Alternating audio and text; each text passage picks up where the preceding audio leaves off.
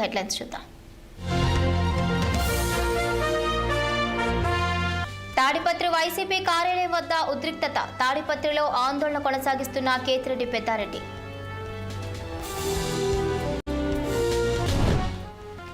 అయోధ్య విరాళాల కేసులో సిట్ దర్యాప్తు. 8 మందిని ప్రశ్నిస్తోన్న సిట్ అధికారులు.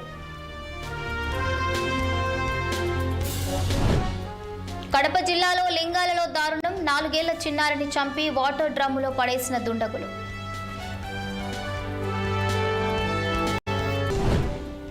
పల్నాడు జిల్లా మాచర్ల దగ్గర ఘోర రోడ్డు ప్రమాదం. లారీని ఢీకొన్న తుఫాన్, 4 దుర్మరణం.